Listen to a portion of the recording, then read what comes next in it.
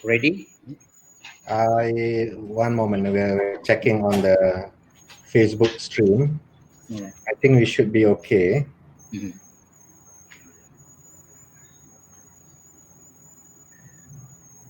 Okay. Okay, all right, gentlemen, you are on. I'm gonna disappear.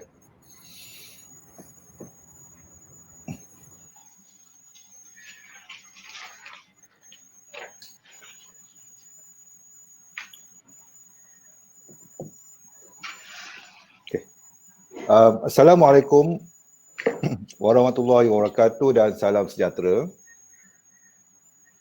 Ya, saya harap mana-mana yang menonton secara langsung ni dapat dengar dengan jelas. Dan kalau boleh dengar, boleh tak beri respon dalam chat kita yang ada dekat bawah ni. Just say hi ke.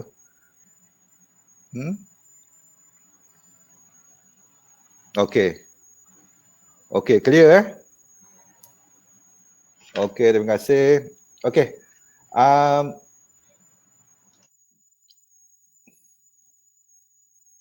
Dengar? Okey. Terima kasih diucapkan kepada tuan-tuan dan puan-puan kerana sudi untuk menonton forum pada petang yang bahagia ini. Ya. Pada petang ini, saya Khairul Azwar bin Sariman selaku moderator anda dan akan ditemani dengan panel kita iaitu Tuan Haji Rosli bin Kamarudin. Sebelum kita mulakan sesi forum ini, izinkan saya untuk maklumkan beberapa perkara. Pertamanya, kita akan mulakan sesi forum dan kemudiannya akan diikuti dengan sesi soal jawab. Jadi kepada siapa yang ingin mengemukakan sebarang soalan, bolehlah kemukakan soalan tersebut di dalam ruangan chat yang ada dekat bawah Crowdcast ini ataupun dalam ruangan chat Facebook, ya. Kerana pada hari ini kita akan bersiaran secara langsung melalui Crowdcast dan juga melalui Facebook di halaman page Johor Bar. Soalan-soalan boleh dikemukakan sepanjang sesi forum ini berlangsung dan pada penghujungnya saya akan memilih mana-mana soalan yang ditujukan dan akan dikemukakan kepada panel kita.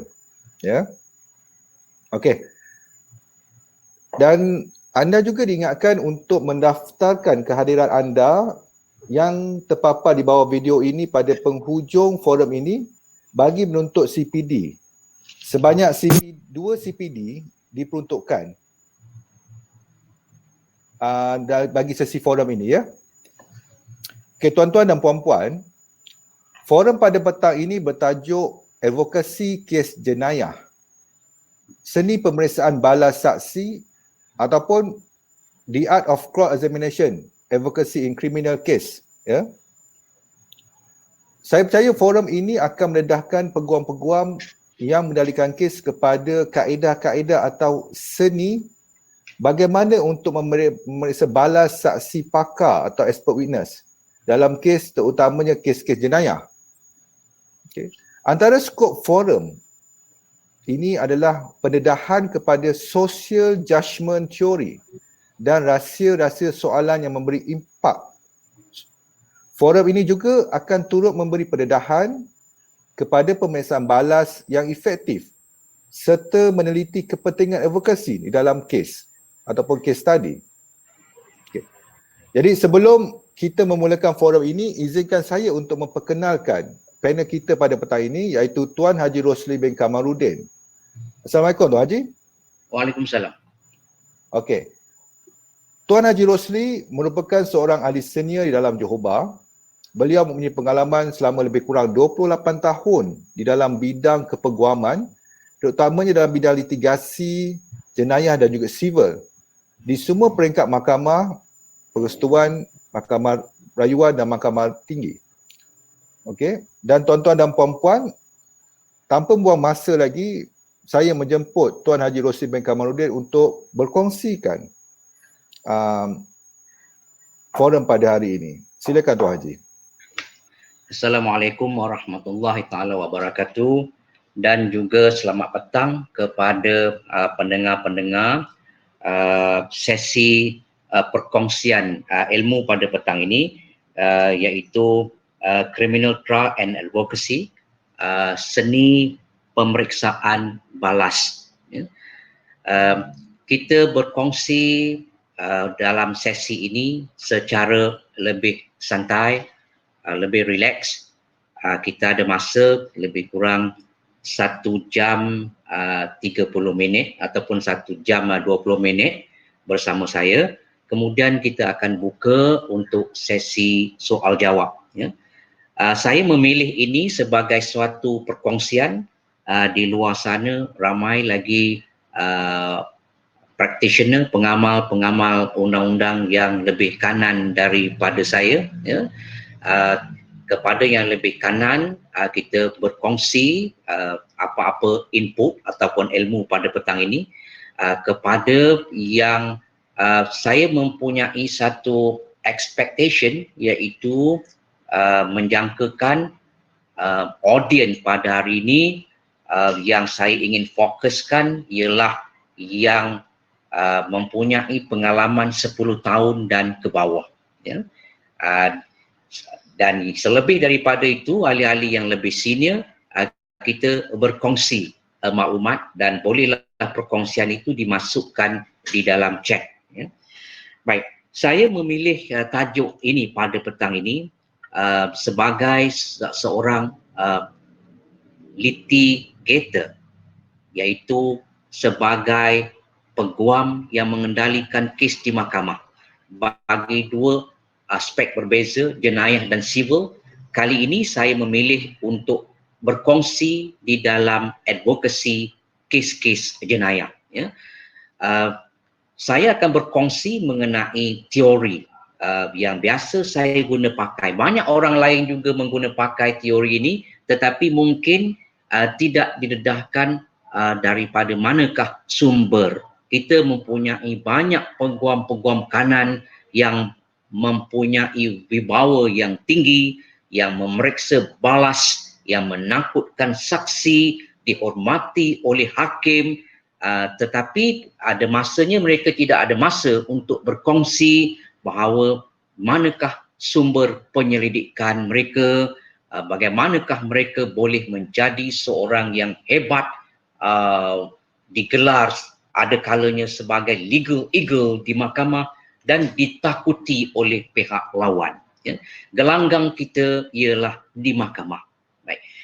Untuk sesi ini, saya akan mendedahkan social judgment theory. Selanjutnya, aplikasi teori ini di dalam kegunaan kita sebagai peguam litigasi, terutama dalam pengendalian kes-kes jenayah. Ya. Bagaimana kita boleh menerbitkan soalan-soalan yang mana menjadikan suatu soalan itu soalan yang nampak bijaksana, dan soalan itu juga boleh menangkap terus saksi untuk saksi tidak dapat mengelak, ataupun kita dapati di dalam kebanyakan kes ada pelbagai karakter saksi. Ya. Ada saksi biasa, saksi pakar, saksi yang datang di mahkamah memberi pendapat. Tidak juga kita ketinggalan mendapat saksi-saksi yang akan kita sangkal kredibilitinya. Begitu juga terdapat juga saksi-saksi yang kita rasa mempunyai keupayaan boleh membuli juga para peguam. Ya. Saya katakan ini keadaan biasa yang kita dapati di mahkamah. Jadi kita sebagai peguam mestilah dalam keadaan yang sedia di dalam apa keadaan sekalipun. Ya. Saya akan mendedahkan juga kes yang pernah saya kendalikan sendiri dan bagaimana soalan-soalan diajukan kepada saksi pakar. Ia mungkin bukan soalan yang terbaik, tetapi matlamat untuk mendapatkan keterangan melalui soalan-soalan itu dapat dicapai. Dan sama-samalah kita berkongsi ilmu ini untuk dijadikan tauladan ataupun untuk dijadikan panduan dan pengalaman kita bersama. Baik. Tuan-tuan dan puan-puan, rakan-rakan peguam yang bijaksana, sama ada daripada Johor Bahru ataupun luar daripada Johor Bahru, selamat datang ke ruangan sesi perkongsian ini, dan saya mulakan dengan apakah yang dikatakan sebagai social judgment theory. Ya? Baik. Ini adalah satu di antara teori-teori psikologi dan juga teori komunikasi yang telah pun lama bertapak di dunia ini. Ya. Pengkaji-pengkaji sosial, sains sosial banyak membuat kajian tentang gelagat manusia. Ya. Mereka mengkaji bagaimana manusia menerima, menapis dan memproses informasi ataupun maklumat. Ya. Mereka mengkaji. Ya, antara pengkaji-pengkaji itu pada sekitar tahun 61 ialah Muzaffar Sharif dan juga Caroline Sharif, yang mana mereka mengkaji di United States, di Yale University, mengenai tabiat manusia apabila manusia menerima maklumat, iaitu pemberi maklumat dan juga resipien, penerima maklumat. Mereka mengkaji. Ya. Kajian ini ialah untuk melihat bagaimana di dalam sistem berkomunikasi ini seseorang penerima maklumat itu menapis dan bagaimana mereka membuat judgement, penghakiman kepada maklumat. Nah, ini yang mustahab. Ya. Bermakna selaku peguam, apabila kita di mahkamah, kita berlitigasi, kita berhujah, kita memeriksa saksi, kita memeriksa balas, kita memeriksa semula di dalam 3 peringkat. Ya, kita mesti ingat asas itu ialah di dalam litigasi kita akan membuat pemeriksaan utama, examiner in chief. Kemudian akan dibuka oleh pihak yang lagi satu di dalam pembalas, cross examination. Ini tumpuan kita pada hari ini. Ya. Kemudian pihak lagi satu iaitu pendakwa akan membuat pemeriksaan semula. Itu adalah prosedur yang kita mesti mengalami apabila kita mengendalikan sesuatu kes jenayah. Ya, saya ulang. Pendakwa raya ataupun timbalan pendakwa raya akan membuka kesnya, kemudian pendakwa raya atau timbalan pendakwa raya akan memeriksa saksi-saksi pendakwaan. Selepas pemeriksaan saksi utama oleh pendakwa raya, maka akan dibuka kepada pasukan pembelaan untuk memeriksa balas, cross examination. Selanjutnya, selepas selesai cross examination, pendakwa raya sekali lagi mempunyai peluang mengikut adversarial system kita untuk memeriksa semula. Ya. Baik.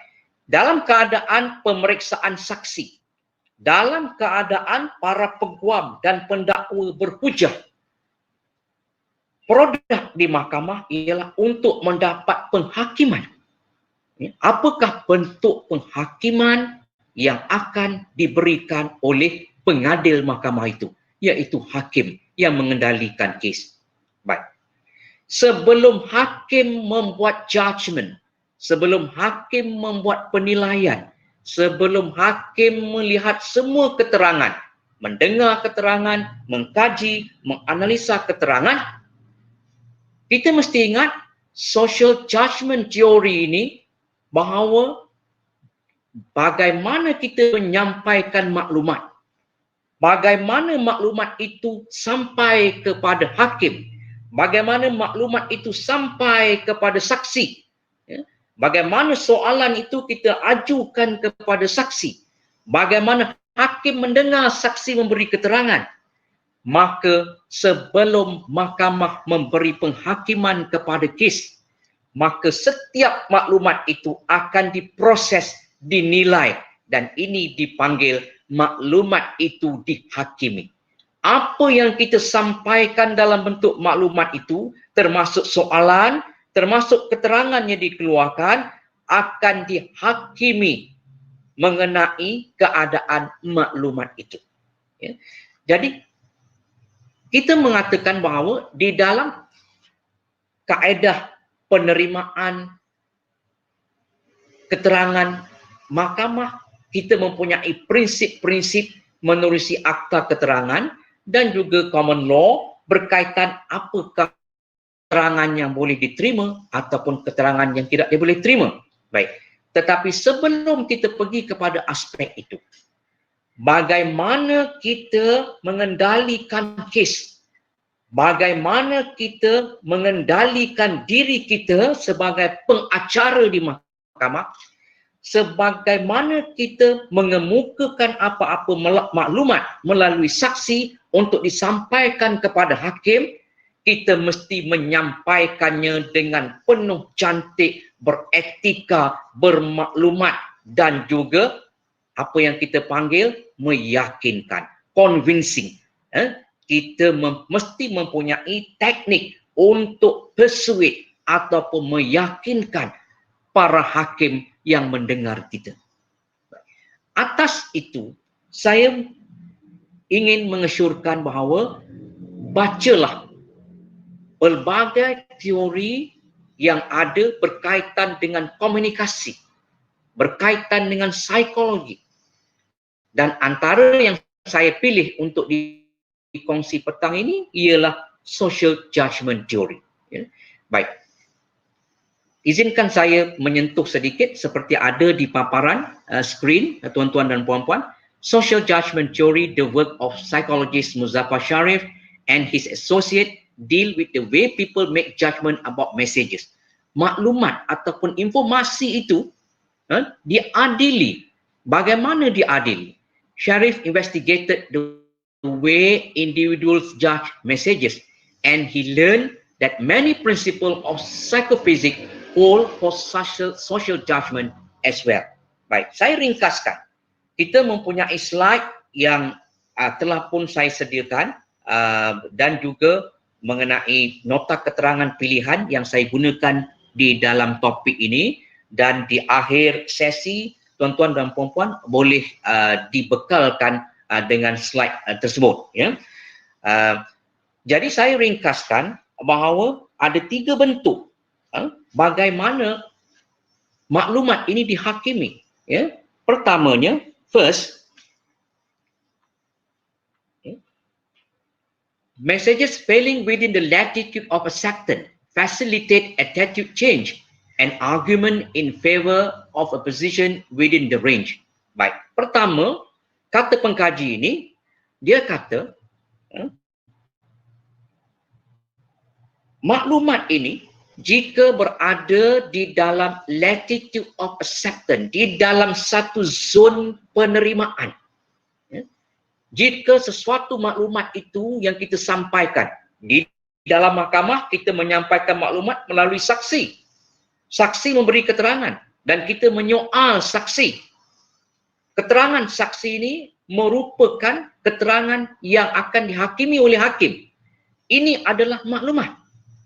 Baik, perkara ini apabila disampaikan kepada hakim, maka kita mesti melihat teori pertama dalam social judgment ini, adakah kita berada di dalam zon penerimaan, latitude of acceptance.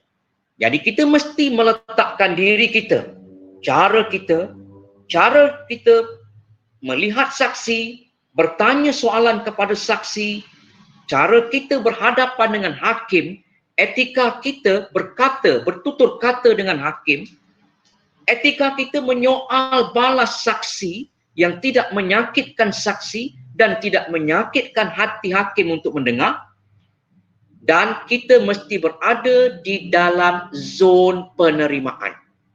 Apabila kita berada di dalam zon penerimaan, maka mudahlah proses maklumat ini ditapis mengikut perundangan selanjutnya.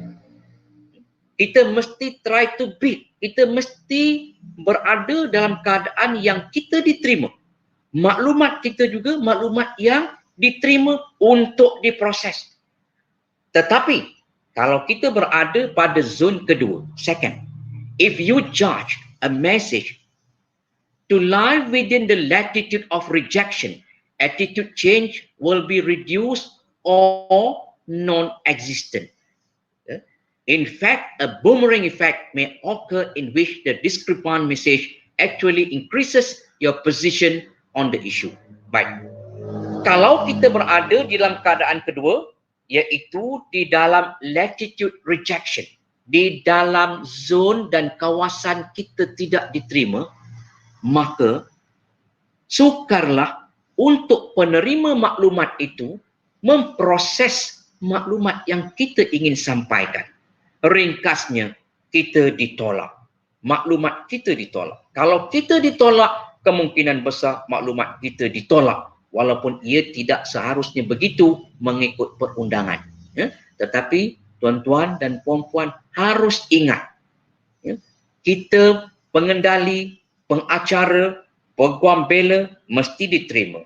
Maklumat kita, keterangan yang kita ingin sampaikan, kita mesti yakinkan hakim untuk menerimanya. Barulah kita boleh beroperasi dengan baik. Kalau kita tidak termasuk di dalam latitude ataupun zon penerimaan, kita termasuk di dalam zon yang kedua, rejection, maka kita mengalami masalah pertama yang sukar. Selanjutnya, dalam keadaan ketiga pula, ialah third, within the latitude of acceptance and non-commitment. The more discrepant the message from your own stand, the greater the expected attitude change. Ini dalam keadaan kita berada in the middle, tengah-tengah. Iaitu kemungkinan kita diterima, kemungkinan maklumat kita juga tidak diterima. Dan dia bergantung kepada banyak faktor. Kalau kita sendiri tidak disukai, ya, ialah termasuk apa yang dipanggil dalam slide selanjutnya, ego involvement. Maknanya, kalau kita didapati mempunyai satu kelakuan yang tidak digemari, mempunyai satu egoism, mempunyai satu cara yang mungkin tidak menyenangkan saksi. Mungkin apabila kita tidak menyenangkan hati saksi, kita pasti juga tidak menyenangkan hati hakim.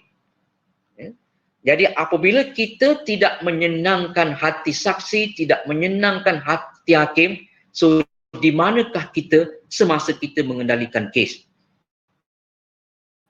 Di manakah kita pada ketika itu? Kita mesti meletakkan diri kita di dalam zon yang pertama. Zon pertama, latitude of acceptance.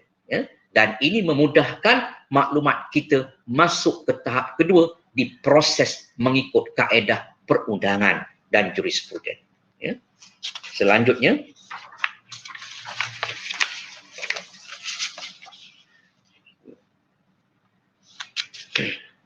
jadi ringkasnya, apa yang dapat disampaikan melalui social judgment theory ini yang mula dipopularkan pada tahun 60-an, dan ada banyak lagi teori-teori komunikasi selepas itu dalam pelbagai bentuk jenama yang dipromosikan banyak pakar-pakar social science di merata dunia. Ya. Jadi ringkasnya untuk social judgment theory ini ialah bagaimana menghakimi sesuatu maklumat yang disampaikan. Itu dia gist ataupun intipati kepada teori tersebut. Bagaimana maklumat yang disampaikan itu diberikan suatu persepsi. Ini gist yang kedua. Tadi, bagaimana manusia menghakimi suatu maklumat yang disampaikan. Kemudian, apakah maklumat itu akan mendatangkan pelbagai persepsi. Dan bagaimana pula sesuatu maklumat itu diproses oleh penerima dan diputuskan. Diputus bermaknanya maklumat itu dihakimi. Sebab tu saya katakan, sebelum kes kita dihakimi, sebenarnya kita selaku peguam cara, peguam bela telah dihakimi dulu. Kemudian saksi dihakimi juga sama ada maklumat dan keterangannya boleh diterima atau tidak. Selanjutnya pemprosesan maklumat itu akan menggunakan kaedah pertimbangan mengikut undang-undang. Ya. Jadi apakah kaitan teori ini dengan disiplin perundangan? Apa kaitannya? Kenapa saya sarankan read this theory? This is one of the theory. There are so many other theory. Read. Kenapa saya cadangkan baca? Sebab sebagai peguam litigasi, kita haruslah dapat menempatkan diri kita dalam keadaan zon boleh terima. Semua mesti comfortable with us selaku pengendali ataupun peguam bela kepada sesuatu kes itu. Ya. Dan menjadikan kita boleh memberi keyakinan tinggi mengenai fakta, memberi keyakinan tinggi mengenai undang-undang yang akan kita hujahkan, dan kita dibicarakan. Mesti ingat, bukan saja anak guam kita sedang dibicarakan semasa di dalam sesuatu pembicaraan. Secara tidak langsung, indirectly, kita juga dibicarakan. Dan kita mesti, di dalam perbicaraan terhadap kita itu, kita mesti melepasi ujian, kita dapat menempatkan diri kita di dalam zon yang boleh diterima oleh semua pihak. Everybody must be comfortable with us. Otherwise, we have a very difficult situation.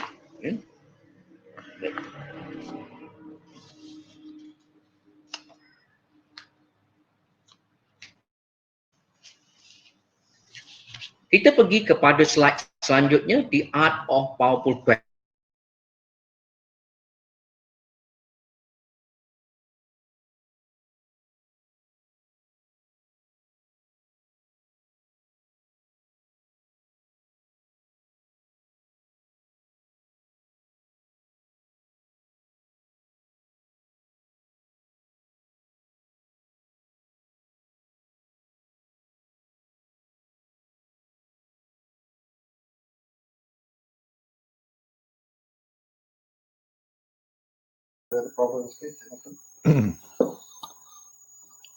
Tunggu video je.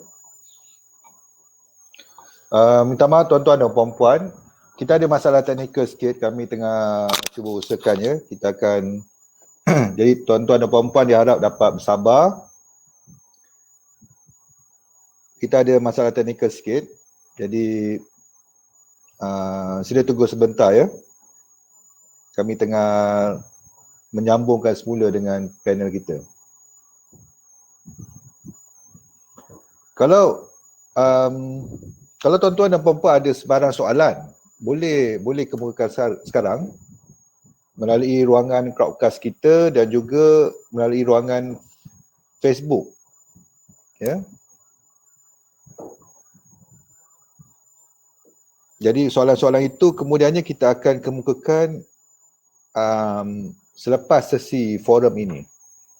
Dan kepada mana-mana yang baru saja hadir, saya ingin mengingatkan semula pada penghujung sesi forum ini, sila daftarkan kehadiran anda dalam crowdcast ini bagi menuntut CPD yang diperuntukkan.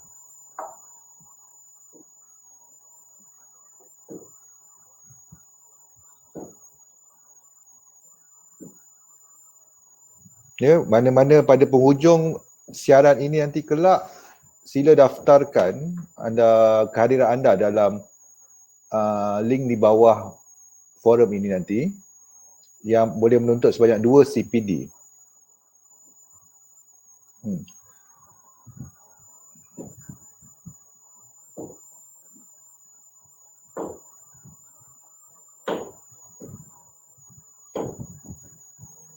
Ya, saya tengah semak dengan ni.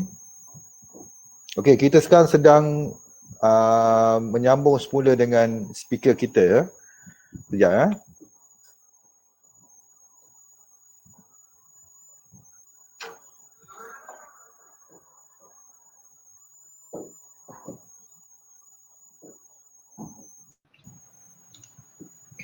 Cik Aswad, Okey. dapat mendengar saya?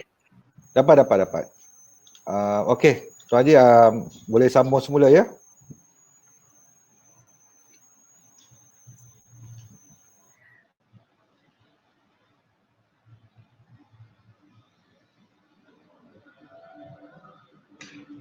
Boleh saya menyambung?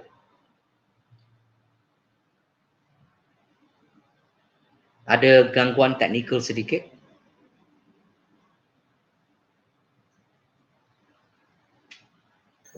Okey, Tuan Haji boleh teruskan Tuan Haji. Ya, minta maaf ya, ada gangguan teknikal sedikit. Ya. Baik. Jadi seperti yang saya katakan awal tadi, kita mestilah bersiap sedia di dalam setiap kes yang kita ingin kendalikan. Ya. Apa yang menjadikan suatu soalan itu, pemeriksaan yang bertenaga. Soalan-soalannya juga soalan yang mempunyai tahap tinggi. Ya. Jadi, kalaulah kita berhadapan dengan seorang saksi, saya bagi contoh, kalau saksi kita letakkan kes bunuh, ya, Seksyen 302 Kanun Kesiksaan, kalau kita bertanya kepada saksi, contohnya kita letakkan seorang saksi pakar, dan saksi pakar ini ialah saksi pakar yang telah mengendalikan autopsi ataupun bedah siasat. Bagaimanakah soalan itu yang kita boleh anggap soalan itu soalan yang biasa, mungkin tidak memberi kesan? Contohnya, bolehkah Tuan Doktor beritahu di manakah Tuan Doktor bertugas? It's a normal question. Kalau peguam bela, sepatutnya kita tak perlu pun tanya sebab soalan itu telah pun ditanya oleh pendakwa raya. Berapa tahunkah Tuan mempunyai pengalaman di dalam bedah siasat? Itu juga mungkin tak perlu kita tanya. Sebab pendakwa telah pun membuat tugasan itu. Dan pada masa sekarang, kita menggunakan witness statement. Saksi pakar telah menyediakan witness statement di mahkamah. Dan kita diberi ruang masa yang cukup untuk kita meneliti witness statement ini. Jadi, kita tak perlu mengulang soalan yang telah ditanya ataupun tugasan yang telah dilakukan oleh pendakwa raya. Kita bukan pendakwa raya. Kita adalah peguam bela. Jadi, kita mesti mempunyai suatu set soalan yang telah pun kita sediakan lebih awal, mengikut kes-kes tertentu. Jadi, kita tidak akan tanya apabila jam berapakah doktor memulakan postmortem itu, bedah siasat itu. Mungkin tak perlu, mungkin perlu bergantung kepada keadaan apakah pembelaan kita untuk klien kita. Ya, mungkin tak perlu. Atau kalau kita mempertikaikan bedah siasat itu, mungkin kita nak tahu masa beliau mula ditemui ataupun ditugaskan kepada doktor bedah siasat. Mungkin ada berlaku bedah siasat yang kedua. Mungkin berlaku begitu. Jadi mungkin perlu. Mungkin juga tak perlu. Jadi, bagaimanakah soalan-soalan yang berimpak tinggi yang kita ingin tanyakan kepada doktor? Kita akan melihat kes itu tersendiri. Kita akan pergi kepada contoh kes itu selepas ini. Ya. Baik. Kita mestilah be prepared, have a plan. Kita mesti mempunyai rancangan. Ya. Kita jangan mengendalikan kes kita mengikut arus. Mengikut arus maksudnya, when the time comes, then we know what to ask. You cannot be a good litigator if you don't have a specific plan for your client. Mesti ada satu rangka. Kalau tak ada rangka, anda mesti sudah foresee, sudah mempunyai keputusan dalam pemikiran atas klien ini, atas arahan klien ini, maka pembelaan yang dicadangkan adalah begini. You must have a defense sebelum mengendalikan kes itu. Ya? Untuk preparing ini, untuk menjadikan kita bersedia, tuan-tuan mestilah menemuduga anak guam tuan dengan intensif. Ya. Saya mencadangkan bagi kes besar seperti kes 302, Kanun Kesiksaan, murder, bagi kes 39B ataupun apa yang saya boleh kata bagi kes-kes yang membawa capital punishment where life at stake, yang mana nyawa menjadi sandaran. Ya. Tuan-tuan haruslah bersedia dengan cukup baik. Ini suatu peperangan untuk menyelamatkan nyawa klien tuan-puan. Tuan-puan mesti mempunyai satu strategi untuk menyediakan strategi temuduga klien itu. Saya cadangkan beberapa kali. Tak cukup tuan menemuduga sekali. Mungkin minggu ini tuan temuduga dah dapatkan maklumat. Next after 2 or 3 weeks atau a month kalau mempunyai masa yang panjang, go again. Go and see him or her again. Pergi jumpa lagi. Pergi jumpa lagi dan tanya lagi.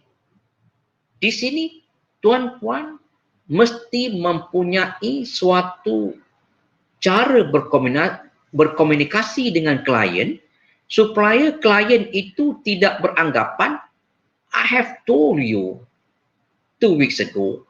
Have you forgotten? Dah lupa ke? Why you come again and ask the same question? Tuan-tuan kena bersedia untuk ini. Tuan-tuan kena bersedia.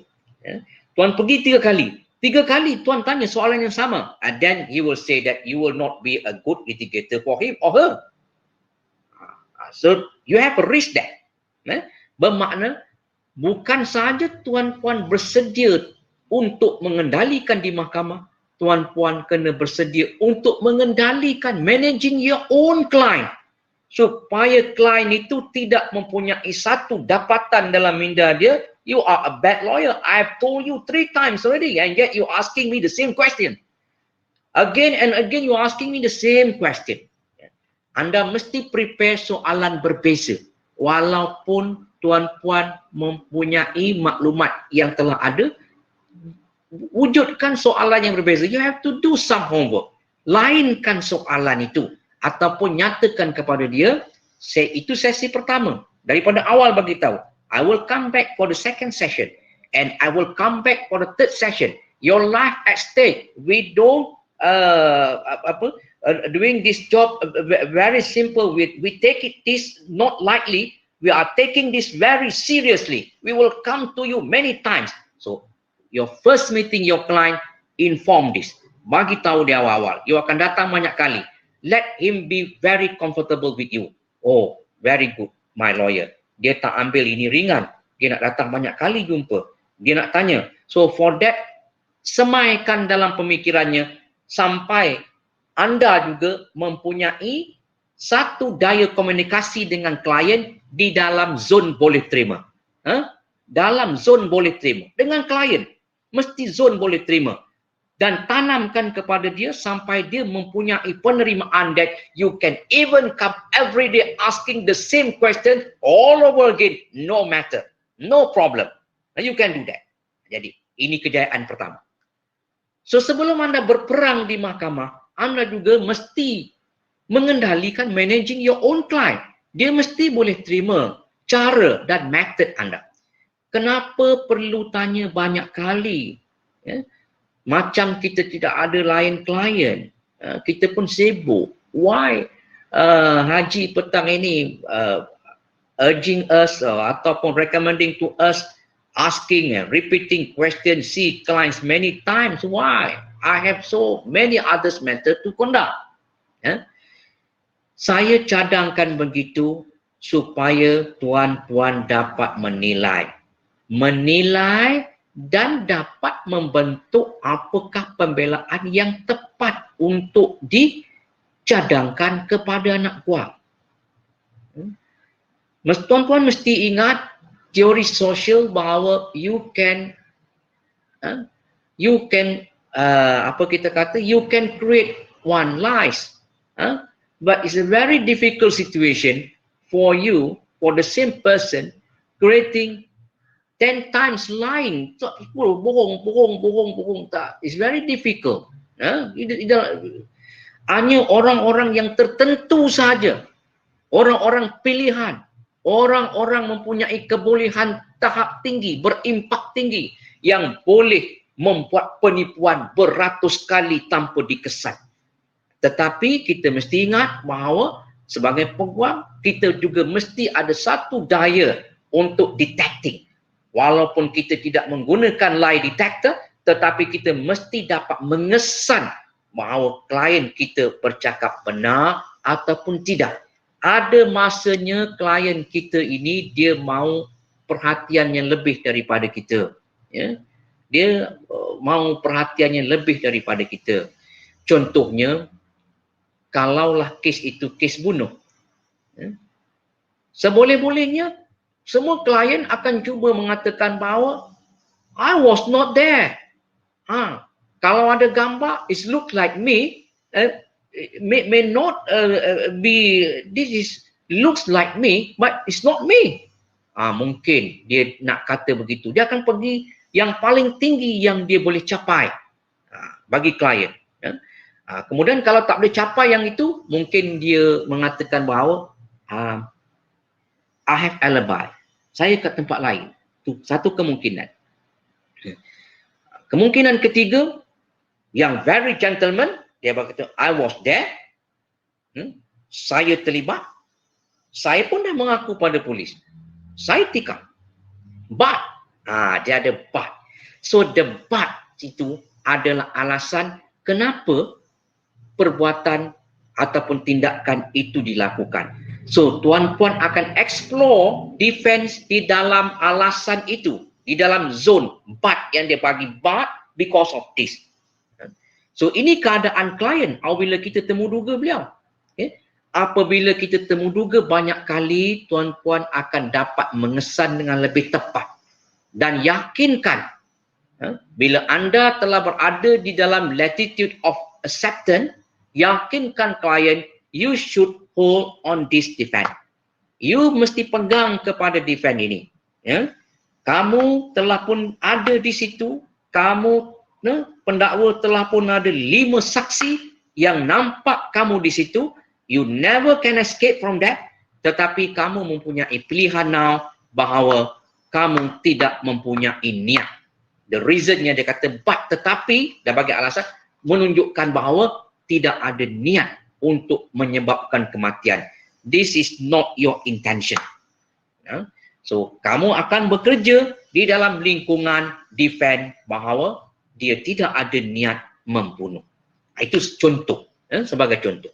Baik.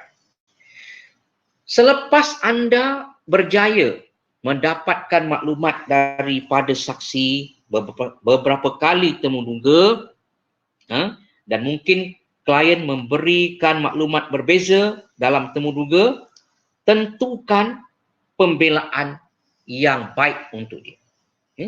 Dan selepas menentukan itu, anda kena pergi kepada perkara yang ketiga, know your subject matter. You must know your subject matter very, very well. You have to do research. Kamu kena mengendalikan penyelidikan. No jokes bila mengendalikan kes jenayah, liberty ataupun life of crime at stake. So no jokes. Saya menyarankan kepada peguam yang muda-muda, don't take it lightly in conducting criminal cases. Jangan ada satu persepsi the simple to do litigation is criminal litigation. Jangan ada persepsi itu. Criminal litigation is very simple. Pergi jumpa di penjara sekali, salin sedikit, pergi mahkamah 2-3 kali, and then go for trial. Soalan, let it be. Tengok what happened in court. Nasib baik, we got it. Nasib tak baik, client, you got it. This is not a litigator.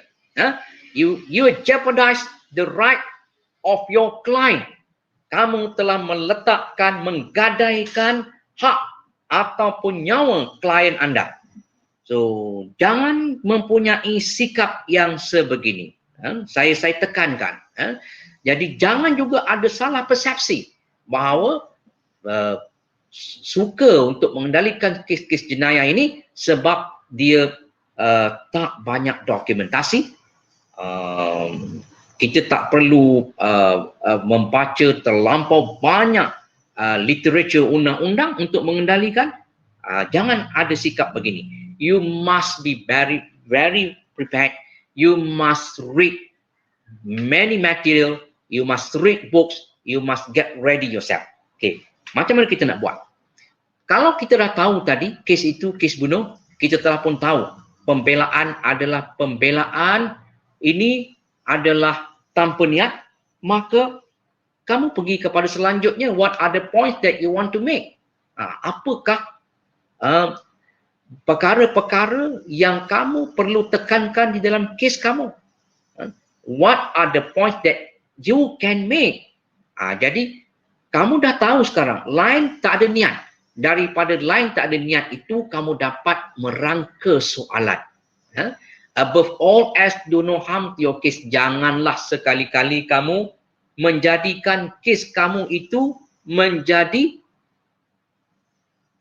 daripada kes yang baik menjadi kes yang tidak baik. Jangan kamu damaging. Don't do damage to your case. Sebab kita kadang-kadang tidak sengaja. Kadang-kadang secara tidak sengaja kita menjadikan kes kita itu adalah kes yang kita telah harmkan sendiri. Kita telah merosakkan kes kita sendiri tanpa kita sedar. Yang ketujuh, imaginatif. Anda selaku peguam bela mengendalikan kes jenayah mesti mempunyai imajinasi yang tinggi. Untuk jadikan kita berimajinasi tinggi, kita kena banyak membaca. Tuan-tuan juga boleh menonton filem berkaitan kes-kes jenayah, berkaitan kes-kes forensik. At one time kita ada apa itu yang kita panggil satu rancangan crime scene. Pakar-pakar memberikan maklumat apa yang mereka dapati di crime scene dan apakah pemeriksaan forensik yang mereka lakukan. Anda mesti menyaksikan video ataupun filem ini. Keadaan sekarang tidak seperti 10 tahun yang lampau dan sebelum daripada itu, yang mana sumber-sumber untuk mendapat maklumat ini agak sukar. Tetapi di zaman digital ini, maklumat di hujung jari. Anda hanya mesti menguatkan azam anda untuk mendapatkan info-info supaya anda terus berimajinasi dalam mengendalikan kes-kes jenayah. Tetapi jangan over imagine pun tak boleh juga. Kita akan lihat kepada contoh-contoh kes. What makes a question powerful? Itu. Okay. Saya pilih beberapa saja slide sebab ada slide yang lebih. Tuan-tuan boleh baca sendiri. If the right question is applied and it digs deep enough, then we can stir up all the creative solution. Bermakna ada cara. Kadang-kadang tu pertanyaan kita sama ada kepada saksi ini, sama ada semasa kita menguruskan klien kita ataupun semasa kita di dalam mahkamah mengendalikan mana-mana saksi. Ada kala pertanyaan kita itu surface. Dia tidak mendalami kepada subject matter itu. Kenapa? Antaranya ialah kita sendiri tidak bersedia dan kurang pengetahuan mengenai subject matter itu. Cuba tuan-tuan bayangkan, kalau tuan-tuan mengendalikan, tadi kes bunuh kita bagi contoh, kes rape case, 376 Penal Code. Baik. Kita mesti faham, kalau kita tidak faham what is rape, macam mana kita nak tanya soalan? Kalau kita tidak tahu apakah defenses pembelaan yang diguna pakai dalam rape case, maka apakah soalan yang kita boleh terbitkan? Datanglah seorang saksi pakar, doktor, yang telah memeriksa mangsa. Okay. Datanglah Dr. X di mahkamah, memberitahu bahawa selepas saya memeriksa mangsa ini, saya dapati bahawa dalam pemeriksaan ini, saya dapati telah ada koyakan 9 o'clock kepada mangsa yang saya periksa. Baik. Kalau kita tidak memahami what is this Dr. X is talking about, how you are going to cross? Apakah pemeriksaan balas yang ingin kamu lakukan? Kalaulah kamu tanya soalan ini, kalau kamu tanya, sebentar tadi Dr. X memberi keterangan bahawa dalam pemeriksaan pengadu, maka doktor katakan telah ada koyakan 9 o'clock. Bolehkah Tuan Doktor jelaskan apakah koyakan 9 o'clock? Nampak soalan tu macam baguslah. Maknanya soalan itu soalan yang boleh diterima sebagai soalan. Tetapi menampakkan peguam yang mengendalikan kes ini tidak membaca dan tidak memahami apakah yang dikatakan oleh doktor. Jadi kamu sendiri menampilkan kepada doktor, saksi pakar, dan menampilkan kepada mahkamah yang telah pun mendengar ini kali ke 500 mendengar kes rape. Kamu tampilkan kepada hakim, you are nowhere in your position to litigate and to defend a rape case because you don't even know what is a 9 o'clock position. Apabila doktor tu kata, periksa mangsa, ada koyakan, kedudukan 9 o'clock position, you don't even know what this is. And you ask this particular doctor, you are tending to say and inform, sorry doctor, I don't know, could you give some lecture to me? What are you saying? Ini yang kamu ingin tampilkan. Kamu telah pun merendahkan kedudukan kamu sebagai peguam bela di dalam mahkamah itu sendiri. Bermakna kamu bukan lagi pengendali yang baik ataupun pengacara yang baik di mahkamah itu. Kamu telah pun meminta sesuatu, kamu diberikan maklumat oleh doktor pakar yang merupakan saksi pendakwaan. Jadi, apakah yang kamu nak tanya doktor? Itulah yang saya katakan, you have to learn. You have to do a lot of research. You have to do a lot of reading. Apakah metod digunakan oleh doktor apabila mangsa kes rogol dirujuk kepada mereka? You have to learn this.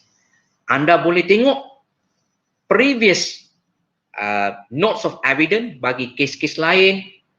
Anda boleh merujuk kepada rakan-rakan peguam senior yang pernah mengendalikan kes seperti itu. Anda boleh merujuk nota-nota keterangan di mahkamah. Anda boleh merujuk buku-buku mediko berkaitan dengan pemeriksaan vagina patient yang berkaitan dengan kes rogol atau kes cabul. Anda kena. Kalau anda tidak mau mendedahkan diri anda kepada perkara-perkara ini, you don't even know what to ask.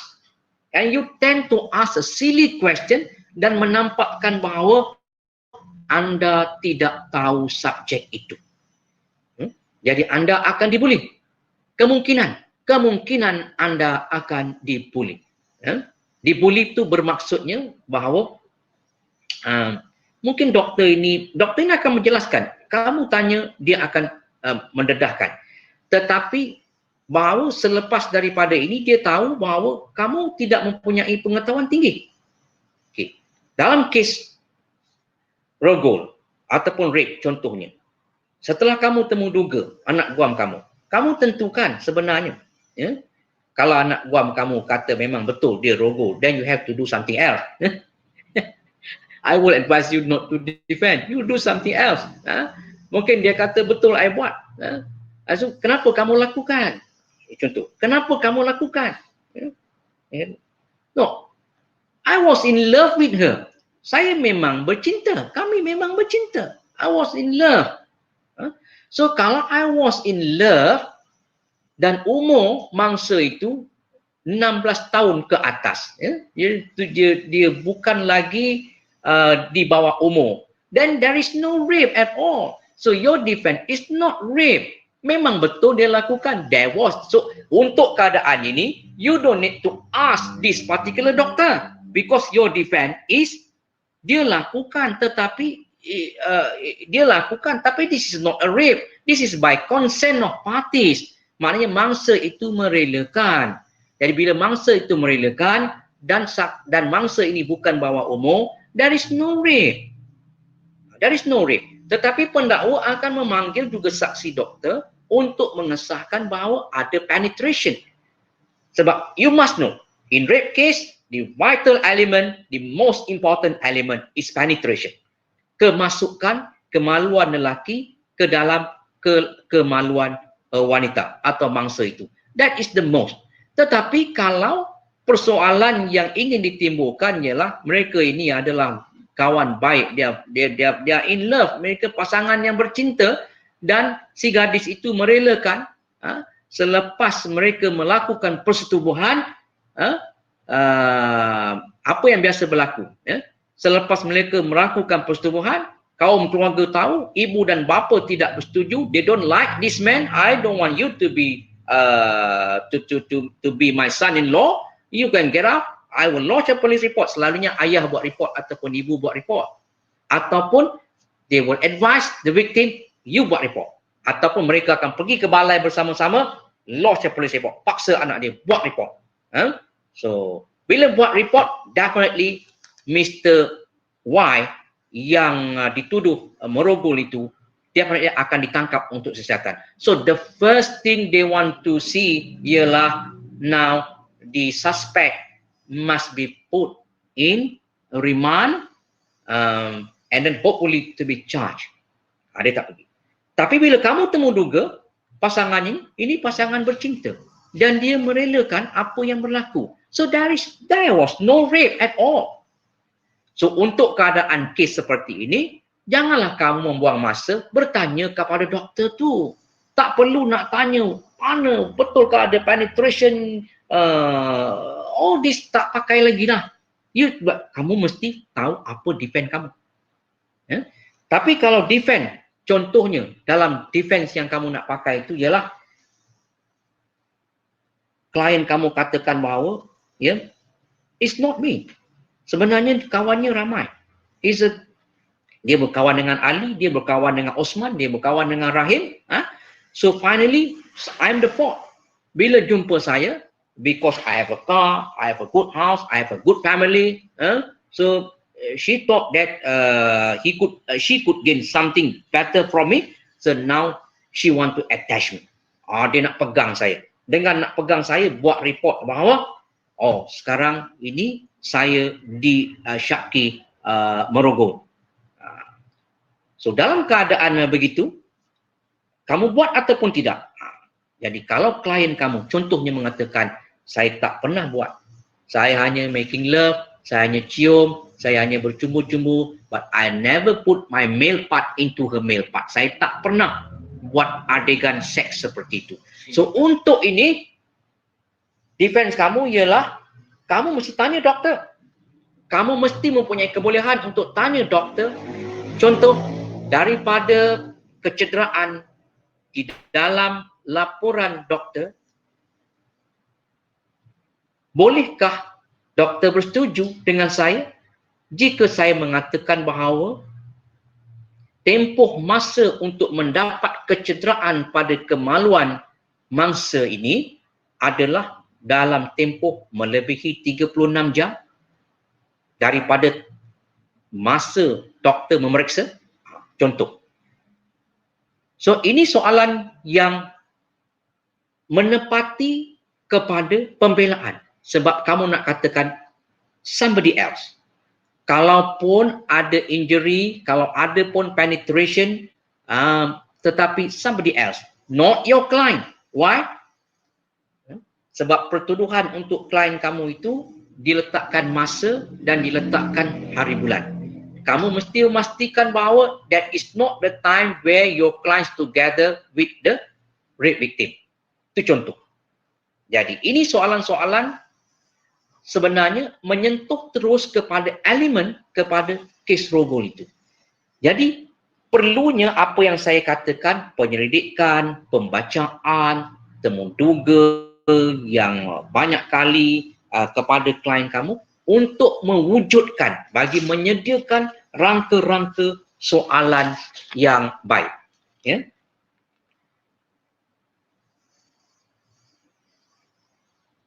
Okay. Kamu juga, selanjutnya saya memilih satu lagi slide yang bermula behind effective questioning. Ya. Okay. Behind effective questioning is also the ability to listen to the answer and suspend judgment.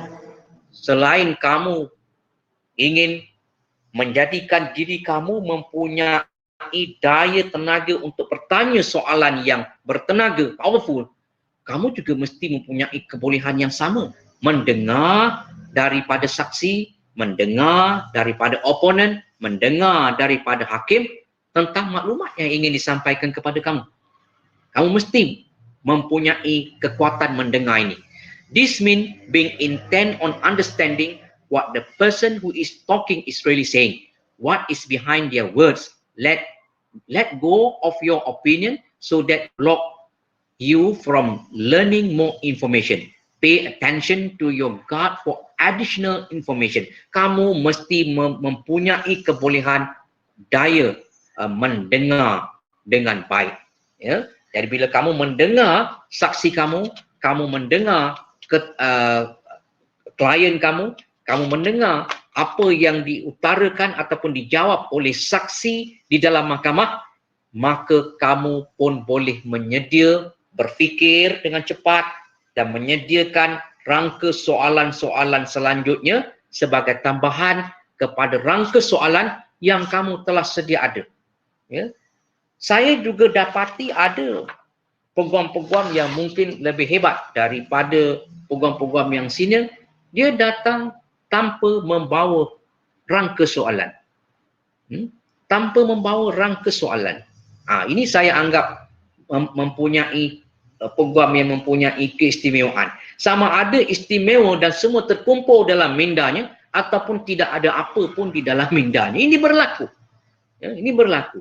Dan dengan hormatnya saya mesti mengatakan kita janganlah menunjukkan kalau kita mempunyai kehebatan mengingati semua soalan untuk klien kita pun, jangan kita tunjukkan kepada klien kita dan juga kepada hakim yang mendengar seolah-olah kita langsung tidak mahu menulis apa-apa ataupun menaip apa-apa yang kita dengar.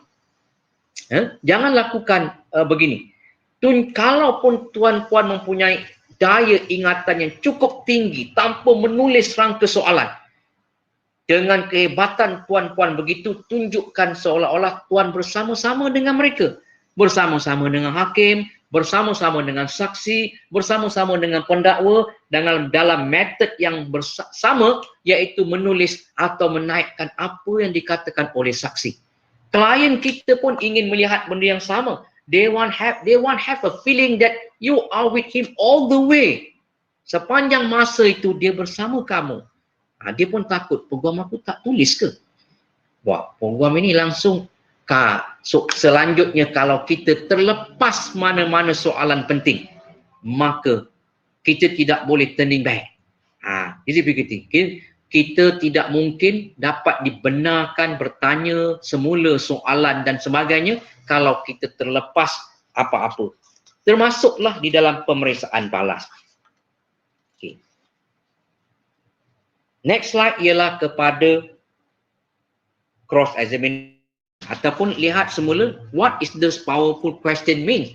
There's a powerful question generate curiosity in the listener, stimulate reflective conversation, is thought-provoking, surfaces underlying assumption, invites creativity and new possibility, generates energy and forward movement, channels attention and focuses inquiry, stays with participant. Ini saya katakan tadi, stays with participant, touches a deep meaning, evokes more question. So inilah maksud kepada apakah soalan-soalan yang berkuasa, powerful question yang mesti mempunyai ciri-ciri berikut. Dan ianya saya sarankan mesti melalui persediaan yang rapi. Anda kena membaca, anda kena merangka soalan, anda kena bertanya kepada orang-orang lama yang pernah mengendalikan kes-kes sedemikian, apakah bentuk-bentuk soalan dan apakah bentuk-bentuk jawapan yang biasa diberikan oleh saksi, terutamanya saksi-saksi pakar. Ya, saya tekankan saksi pakar sebab bagi saksi yang biasa, dia mungkin kita mungkin tidak mempunyai satu rasa yang berbeza, berlainan, ya. Tetapi kalau saksi pakar itu melibatkan pakar 20 tahun ke atas, seorang doktor pakar, seorang ahli kimia 20 tahun, ya, seorang ahli DNA, seorang pakar pegawai sains hayat yang lama yang mengkaji mengenai menganalisa sampel urin contohnya, begitu juga bagi pakar persenjataan 30 tahun sebagai pakar persenjataan. Jadi kalau anda tidak bersedia, where do you want to put yourself?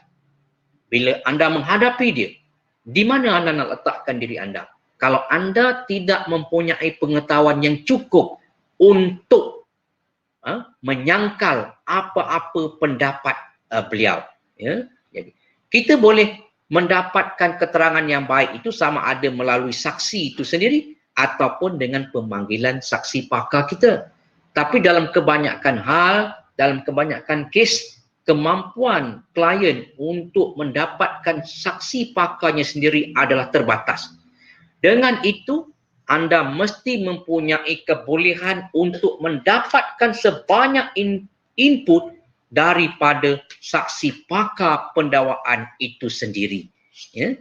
Kalau klien mempunyai kemampuan yang tinggi untuk membawa saksi pakarnya sendiri, ya, maka di sini kamu akan dapat banyak bantuan. So kamu membaca maklumat ataupun laporan yang disediakan oleh saksi pakar klien kamu. Dan kamu juga boleh sempat untuk berinteraksi dengan pakar kamu sendiri. Di sini kamu mempunyai banyak bantuan. Ya? Baik. Cross examination. So ini banyak boleh didapati dalam textbooks ataupun dalam manual-manual latihan CLP ataupun manual-manual latihan daripada kita lihat di situ sourcesnya, antaranya saya petik daripada CLP, daripada Oxford University Press, iaitu bagi yang mengendalikan bagi pelajar-pelajar luar. Begitu juga kita beri kredit kepada penulis tempatan kita, peguam senior, iaitu Hisham Tepote yang telah menulis banyak mengenai advokasi ini. Dan selanjutnya saya akan merujuk kepada nota proceeding bagi kes Mahkamah Rayuan Criminal Appeal number K 05277 2013. Satu kes yang agak lama, ya, yang pernah saya kendalikan sendiri. Dan daripada situ kita akan tengok bentuk-bentuk soalan yang kita ajukan. Baik. Slide yang ini tuan-tuan dan puan-puan boleh meneliti sendiri, iaitu berkaitan perkara asas cross examination yang terdapat di dalam akta keterangan, iaitu mengenai bentuk-bentuk pemeriksaan balas, sama ada pemeriksaan balas itu merujuk kepada isu ataupun pemeriksaan balas itu untuk menumbangkan kredibiliti saksi. Kamu cuba untuk mendedahkan saksi tidak mempunyai credibility, unworthy of credit. Jadi ada dua bentuk, ya.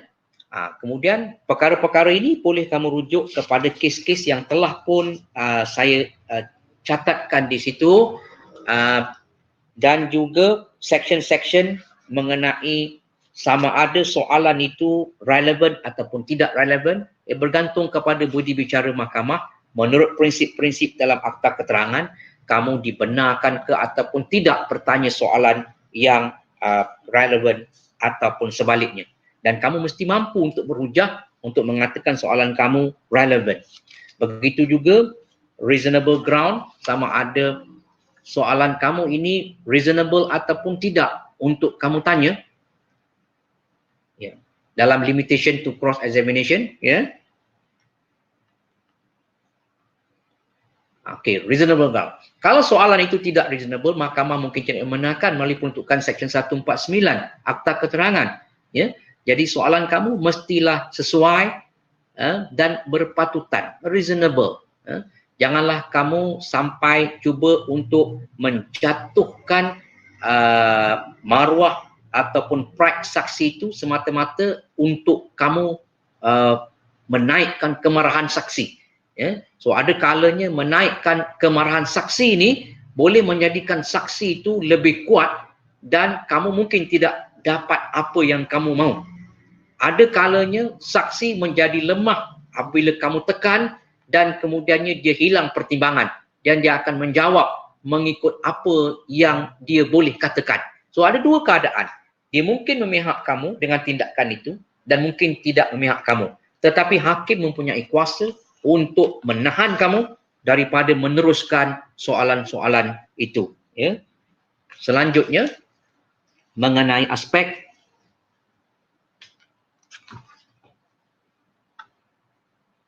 annoying question, soalan-soalan ini, ya, indecent, scandalous, ini indecent and scandalous question, begitu juga annoying question. Ya.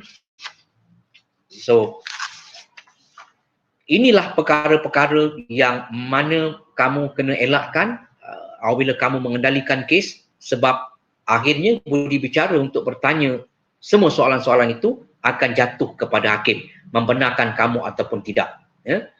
Dan saya katakan pada awal tadi, kalau kamu telah berjaya menempatkan diri kamu di dalam zon yang diterima, kamu mungkin dapat membuat perkara-perkara yang mana mungkin tidak dibenarkan oleh akta keterangan, tetapi kamu terlepas dapat melakukannya. Atas apa? Atas tidak ada bangkangan dan tidak ada penahanan yang dibuat oleh hakim.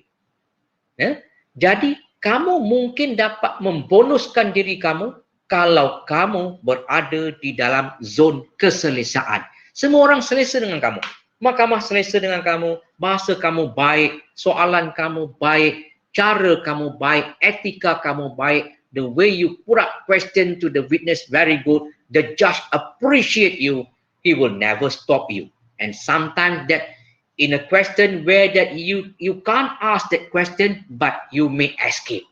Ini keadaan-keadaan yang selalu berlaku kepada peguam-peguam senior yang mempunyai etika tinggi, kebolehan tinggi, bahasa yang baik, a good pattern of asking question, dan dia berada selalu di dalam comfortable zone, zon selesa dan zon yang boleh diterima.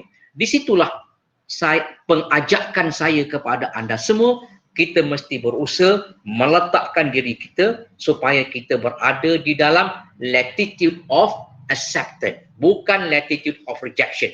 Nak tanya soalan pun tak boleh, nak tambah masa pun tak boleh, nak tanya semula pun tak boleh, nak minta penjelasan pun tak boleh, semua tak boleh. So what you can do in court? You cannot do. You cannot conduct your case kalau semuanya kamu tidak dapat lakukan. Okay. Preparation of cross examination. Okay.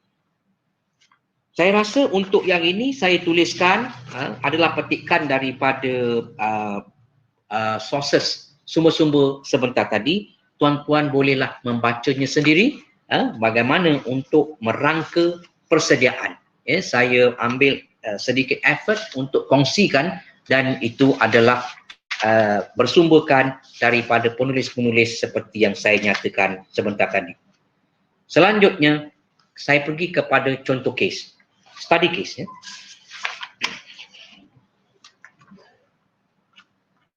Okay. Ini adalah study case.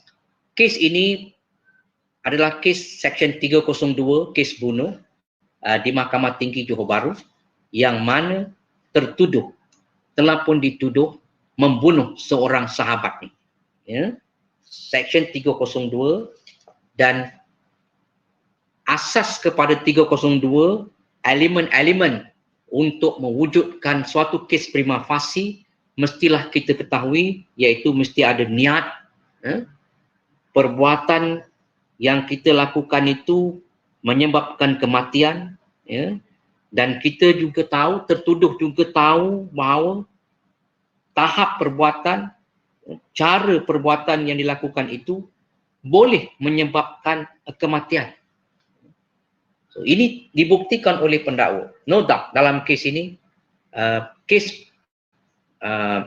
telah diputuskan, kes ini prima facie, dan defense for pembelaan pun dipanggil. Baik. Apakah defense di dalam kes ini? Okay. Kebiasaannya dalam kes-kes bunuh ini, biasanya defense-nya ialah tertuduh tidak melakukannya. Tertuduh tidak melakukannya. Ataupun tertuduh mempunyai alibi. Pada masa itu dia berada di tempat lain. Ataupun tertuduh boleh mengatakan bahawa perbuatan itu dilakukan in self-defense untuk mempertahankan diri. Ataupun tertuduh boleh mengatakan bahawa ia berlaku tetapi tiada niat. Jadi kalau tiada niat, there is no murder 302, but kita boleh mendapat kelebihan pertuduhan itu diturunkan kepada Seksyen 304. Bermakna kalau 302 dengan niat, tanpa niat tetapi telah pun menyebabkan kematian, the charge can be reduced into Section 304 of the Penal Code. Jadi, ataupun boleh mengatakan bahawa ia berlaku tetapi by accident, secara kemalangan ianya berlaku. There's no intention, tidak ada niat. So ini antara di pembelaan-pembelaan yang boleh ditimbulkan di dalam Seksyen 302. Baik. Bagi kes yang saya nyatakan di hadapan tuan-puan ini ialah pembelaan yang kita lakukan di sini ialah tiada niat, it was an accident, tak ada intention to kill or whatever, dan dia berlaku perbuatan antara tertuduh dengan suspek ini berlaku by consent, by consent. So apakah yang sebenarnya berlaku? Saya pilih kes ini untuk memaparkan bahawa anda mesti membuat penyelidikan. Kenapa buat penyelidikan? Kes 302. Selain daripada anda kena mahir Seksyen 302, mahir elemen, intipati, ingredient kepada Seksyen 302. Anda juga kena mahir mengenai keterangan diberi oleh forensik. Anda juga kena belajar di sini apa yang berlaku. Saya bacakan apa yang berlaku dan bagaimana kajian kita buat. Apa yang berlaku dalam kes ini ialah, saya bacakan di dalam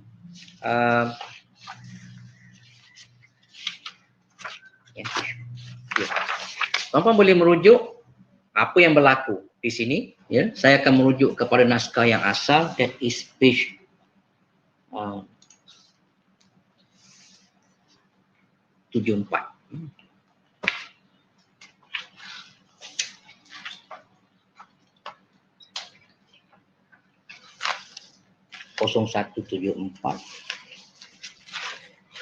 Okey, saya akan baca daripada naskah yang asal. Baik. Apa yang dikatakan oleh hakim?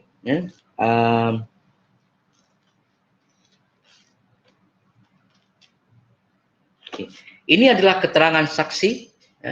Keterangan saksi yang diberikan oleh seorang saksi pakar, pakar forensik melebihi daripada 10 tahun, dan juga menjadi seorang tenaga pengajar di universiti.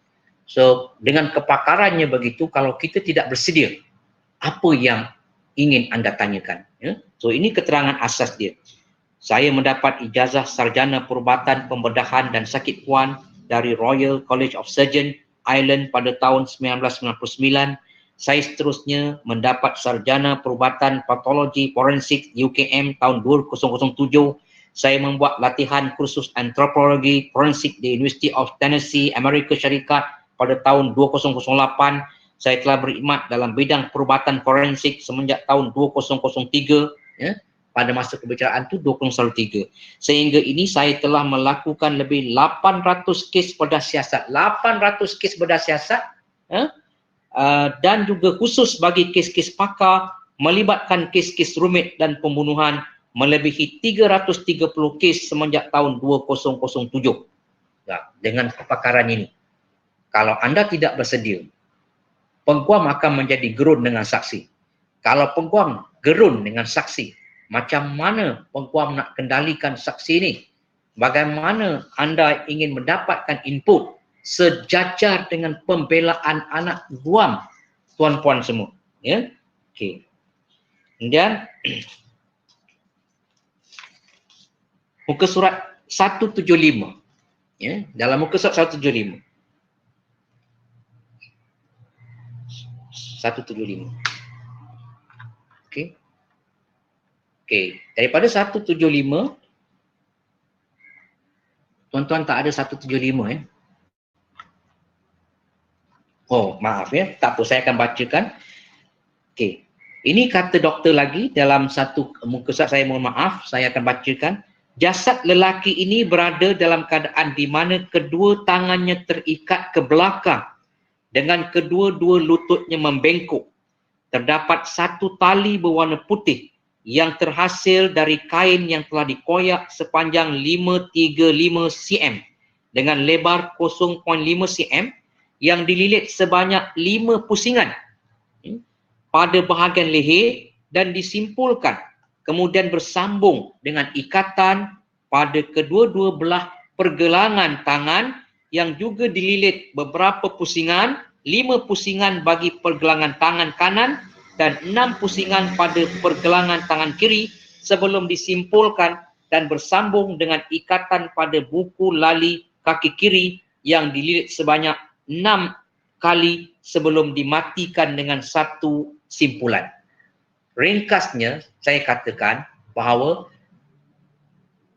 jasad si mati mangsa dalam kejadian ini dijumpai dalam keadaan separuh bogel, dalam keadaan tangannya berikat, lehernya pun berikat, dijerut dengan tali, dalam keadaan membongkok, dan pemeriksaan dilakukan, didapati doktor ini mengatakan bahawa ini adalah suatu keadaan yang dia boleh katakan adanya berlaku suatu kumpulan, ya, yang melakukan satu tabiat seks luar biasa. Ya, satu tabiat seks luar biasa yang mana dikatakan di sini, ya, menurut saksi pakar ini, dia mengatakan bahawa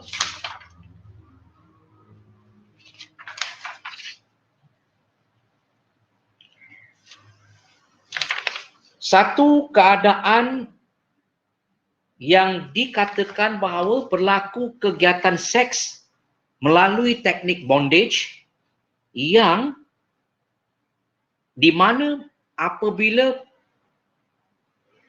pelaku seks ini ada penerima dan juga ada pembuat perlakuan itu, antara pembuat perlakuan dengan penerima ini dalam keadaan yang bekerjasama, bermakna ikatan-ikatan di badan itu adalah mungkin direlakan oleh mangsa si mati itu sendiri dengan teknik bondage.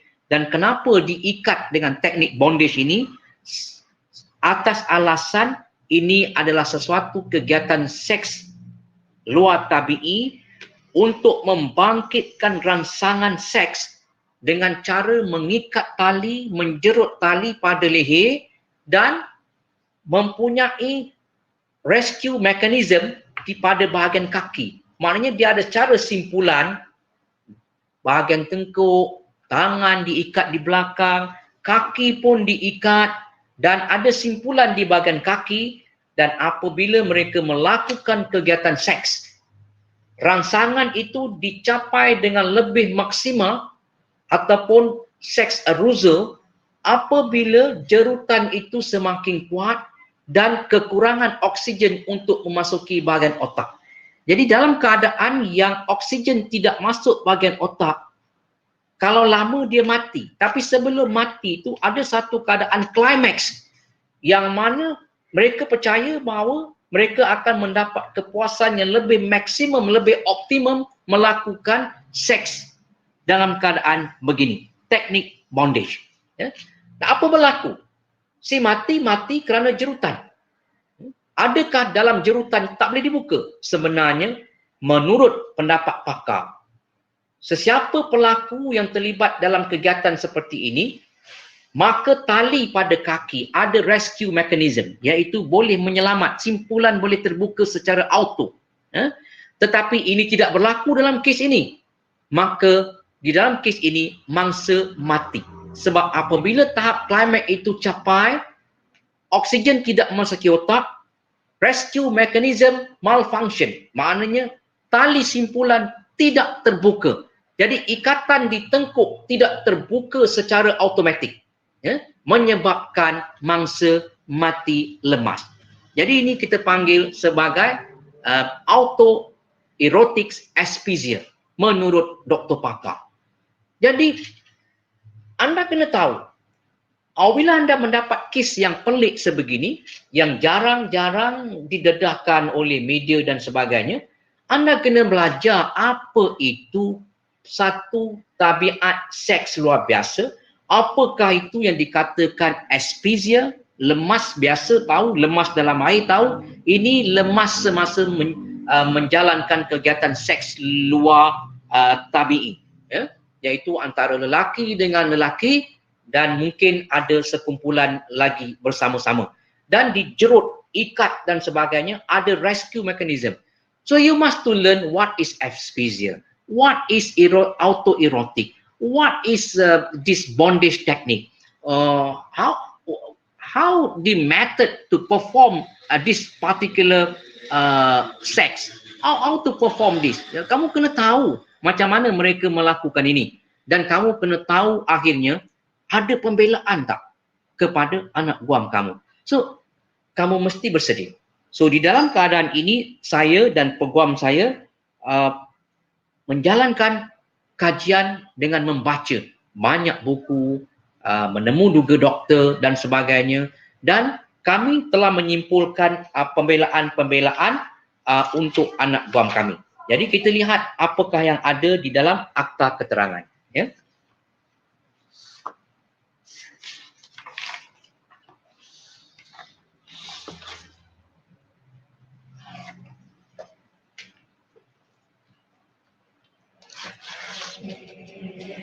Okey.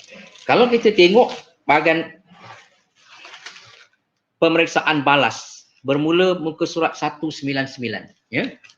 So, kita akan dapati dekat situ ialah ini adalah soalan-soalan yang saya tanyakan kepada doktor pakar tersebut, ya.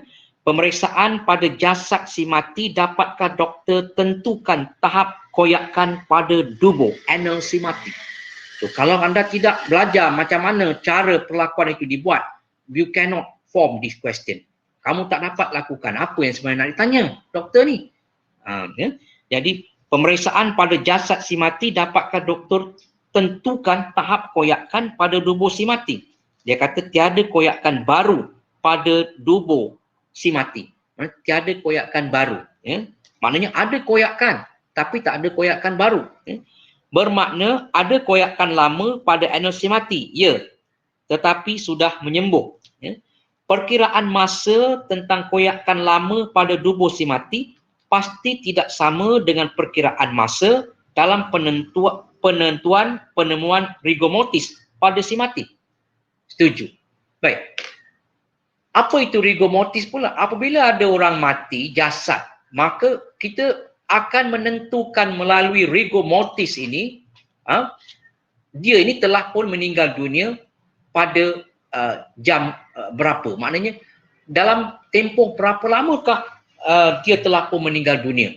Rigor mortis ni keadaan badan kita lebam, keadaan yang mana hanya kita dapati apabila selepas kita mati. Ya? Itu rigor mortis. Kemudian pendapat doktor tadi mengenai bondage teknik. Doktor mengatakan bahawa terdapatnya ikatan mudah buka pada jasad si mati untuk meningkatkan rangsangan dalam autoerotik. Setuju ke doktor ataupun saya salah faham? So, dalam keadaan ini kita cuba untuk merapatkan diri dengan saksi doktor ini. Am I correct? Ataupun saya salah faham? Tetapi the moment kamu tahu menyebut autoerotik, kamu tahu untuk mengenai method autoerotik itu dilakukan, doktor ini will be with you. Dia akan berpendapat bahawa you know something. You tak boleh dia nak jawab sesuka hati dia. Okay. Teknik ini untuk meningkatkan rangsangan di dalam autoerotik. Ya. Next question. Setujukah doktor bahawa pelaku autoerotik ini teknik itu semata-mata meningkatkan rangsangan? Ya. Okay. Kenapa dia buat autoerotik ini, dia ikat, bukan jerut untuk matikan orang, tetapi teknik ini untuk arousal, sex arousal. Jadi ini adalah willing sex punya kita panggil willing act. Maknanya daripada mangsa dan juga pelaku, mereka sama-sama bersedia dan melakukan perkara ini. Jadi jerutan di leher. Pendakwaan memujahkan bahawa dengan jerutan di leher, diikat di sana, di sini, semua diikat, kamu mempunyai pengetahuan bahawa orang ini boleh mati. Kamu ada niat. Kamu tahu bahawa dengan begini cara kamu lakukan, bahawa kematian mungkin boleh berlaku. Ini kes pendakwaan. Tetapi now saya akan bawa balik kes ini bahawa dengan jerutan itu bukannya mempunyai pengetahuan untuk mematikan. Jerutan itu adalah mekanisme, method di dalam perbuatan seks itu yang mempunyai culture-nya tersendiri. Dan ini adalah sesuatu yang boleh dibuktikan oleh doktor forensik ini. So itu yang kita bawakan. So, dan saya bagi tahu doktor, saya telah pun membaca banyak buku. Antara buku saya baca ialah buku forensik. Saya mengetahui tentang method. Yang dijumpai, saya membaca satu tulisan lama yang ditulis oleh seorang pakar medical, Rajendra S. Kewal. Selalu buku lama daripada India. Saya baca buku ini. Ada banyak cara-cara bagaimana di India pada dahulu kala pembunuhan dilakukan. Dan banyak teknik penyiksaan. Dan antara yang dicatat dalam buku ini ialah teknik Bonsdala. Jadi saya tanya doktor, sebagai pakar forensik, doktor mengetahui tentang suatu metod yang dipanggil Bonsdala dan boleh dijumpai di North India, dan adakah doktor mengetahui tentang ini yang pernah ditulis oleh Rajendra S. Kewal? So, apabila kita kemukakan nas kita, I've read this. Can you confirm? I've read this. So, there are so many methods. Do you know this kind of method? So, dia kata, yes, betul. So, now the doctor is with me. Dia dah tahu bahawa I know something. So, setujukah doktor? Dia kata, sekarang dipanggil Spanish whiplash. Dia tambah lagi. Dia kata dalam keadaan sekarang ini banyak keadaan seperti yang dikatakan oleh dikatakan oleh Rajendra Grewal itu, sekarang dalam modern days disebut Spanish whiplash. So, dia tambah lagi. Ini satu lagi method Spanish whiplash ni. Setujukah doktor dalam method ini adalah suatu bentuk siksaan sebelum orang tu mati? So dia kata, ya setuju. Ini method. Jadi bermakna saya membawa doktor ini kepada keadaan-keadaan mati yang bukan mempunyai niat untuk mematikan. Ada teknik itu seksa orang. Ada teknik itu adalah teknik seksual.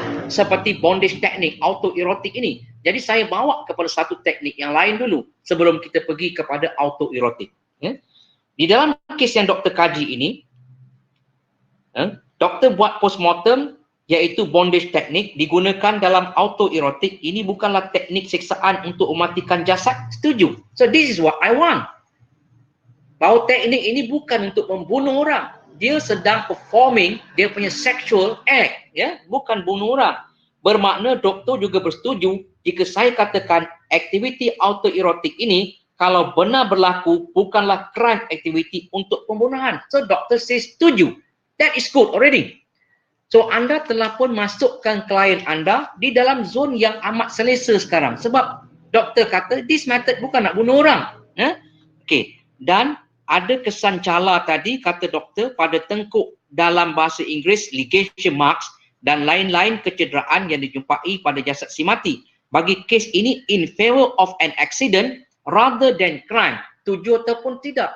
Doktor kata setuju. In favor of accident. So ini.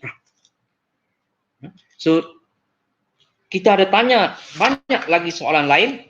Kenapa saya tanya banyak? Once kita sudah dapat, kita patut berhenti sebenarnya. Don't ask anymore. Sebab kamu telah tahu. In favor of accident. Tak mungkin klien ini boleh mati. Digantung. Tetapi kamu mesti berada di dalam zon untuk mengetahui now. Adakah hakim di dalam mahkamah ini bila tahap seperti in favor of accident, kita masih lagi mempunyai ataupun saya masih berada di dalam zone of accepted. Saya dapati, saya menghakimi sendiri. Apa yang berlaku pada hari itu ialah kita dapati walaupun hakim menerima peguam dengan baik, menerima soalan dengan baik, menerima keterangan dengan baik, tetapi kita boleh membaca iaitu saya tidak berada di dalam zon selesa, tidak berada dalam zon acceptance apabila saya mengutarakan in favor of accident. Kita hanya saya tidak dapat tunjukkan di sini sebab dia live. Ya. Jadi bila kita dapati bahawa mungkin hakim tidak lagi dapat convincing, tidak lagi dapat menilai bahawa ini suatu accident, maka saya memutuskan untuk pergi lebih jauh, bertanya beberapa soalan seperti yang saya bekalkan kepada tuan-tuan dan puan-puan. Bolehlah baca sendiri, kita tanya banyak lagi soalan. Ya? Baik, apakah keputusan dalam kes ini? Di Mahkamah Tinggi, hakim berpendapat bahawa kes prima facie dan pembelaan yang diutarakan gagal untuk gagal untuk menolak menimbulkan keraguan yang munasabah, maka tertuduh dalam kes ini telah pun digantung mati di Mahkamah Tinggi. Ya. Tetapi kami telah pun bersedia. Ini yang saya katakan, kita mesti bersedia dengan cukup bullet, dengan peluru yang pengkajian mesti dibuat.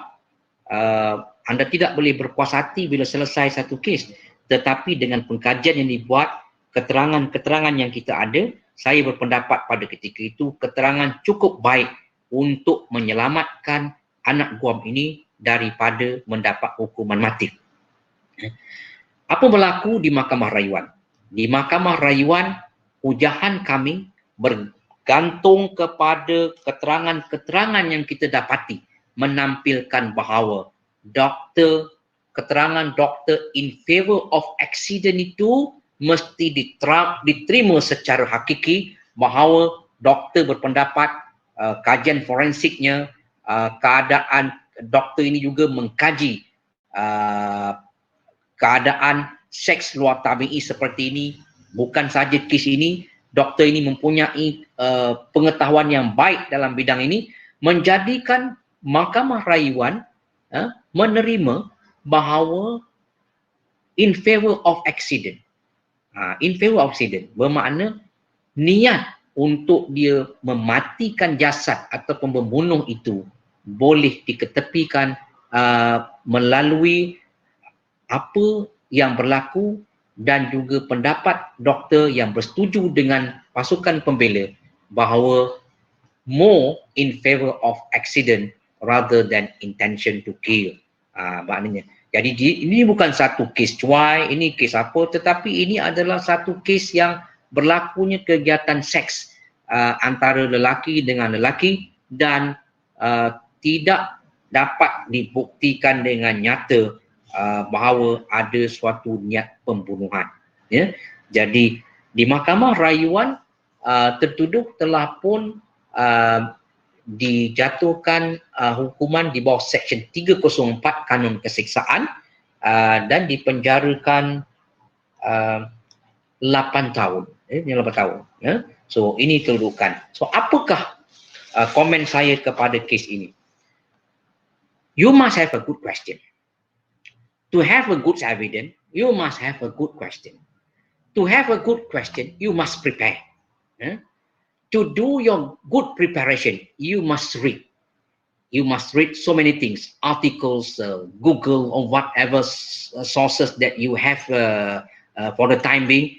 You have to do a lot of reading to make yourself imagine, to make yourself in a position where you can imagine so many things about your case.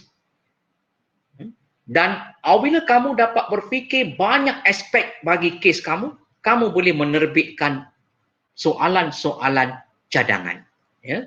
So, inilah antara perkongsian yang saya dapat berikan pada petang ini kepada anda semua, dan saya harap kalau ada soalan, insya-Allah kita boleh berkongsi semula. Silakan soalan. Saya kembalikan kepada Cik Khairul Aswad. Kita ada berapa minit lagi, Cik Khairul? Sekejap ya Tuan Haji. Okey. Kita ada lebih kurang dalam 10 hingga 15 minit. Okey. Jadi kita ada beberapa soalan di sini ya. Okey. Soalan pertama Tuan Haji diberikan oleh saudara Razali. Okey, soalan dia berbentuk sebegini. What should we do if mistakenly handle the case, sir? Inform the court or client. Saya rasa soalan dia macam gini. Apa yang perlu dilakukan oleh seorang peguam apabila kita menyedari bahawa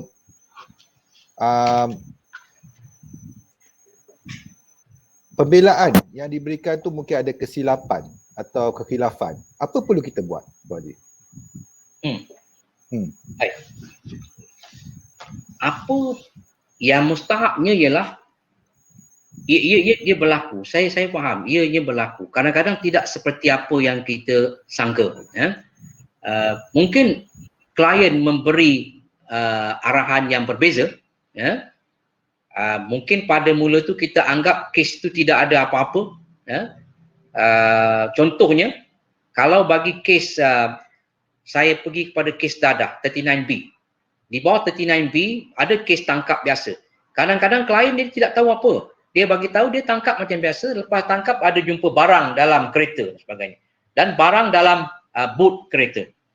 Dan dalam jumpaan barang melebihi 15 gram dan dia pun dikenakan pertuduhan Seksyen 39B.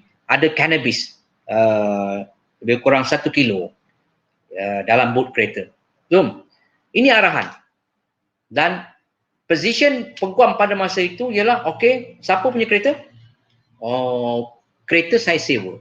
So, peguam mungkin mempunyai pemikiran pada masa itu ialah, baik, you have no knowledge. Klien tidak ada pengetahuan. Ini kereta disewa. Tanya pula soalan pada klien ini, bila kereta itu disewa? Sewa 2 jam sebelum tangkapan. Oh, this is good. Kamu pun tak sempat nak periksa kereta itu. So, this will be advanced in the defect. Baik.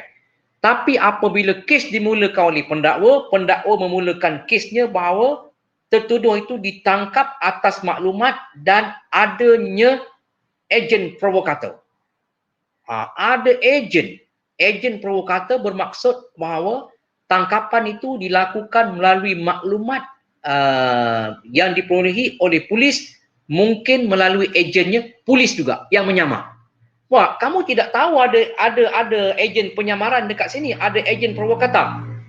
Dan tiba-tiba di mahkamah, saksi yang pertama dipanggil ialah ejen provokator. What you should do? You say, my God, I will die, man. Because I don't know who it is ejen provokator. Tak tahu, tiba-tiba muncul. Kamu tengok klien, klien tengok kamu. Now, what you should do?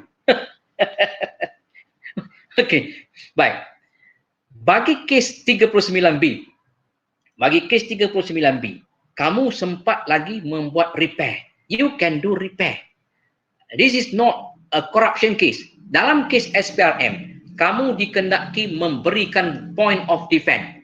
Section 62 Akta SPRM, kamu dikendaki memberi point of defense kepada pasukan pendakwaan sebelum perbicaraan. Jadi kamu dah letak pembelaan kamu, 1, point 1, point 2, point 3. You cannot escape and get away from that point. You can't do repair anymore. Tetapi bagi kes yang mana kamu tidak mengemukakan line of defense, sebab ini adalah kes biasa mengikut rules of prudent, kes-kes jenayah, maka kamu masih lagi sempat untuk memperbetulkan defense kamu. Kalau soalan kamu ialah siapa tadi yang bertanya? Razali. Kalau soalan Cik Razali ialah bahawa kamu telah pun advance defense itu. Biasanya defense kita letak dalam beberapa perkara.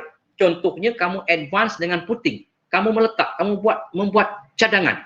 Saya mencadangkan bahawa pada tarikh tersebut sebenarnya kamu telah pun meminjam kereta daripada RK and Associate, agensi sewaan kereta.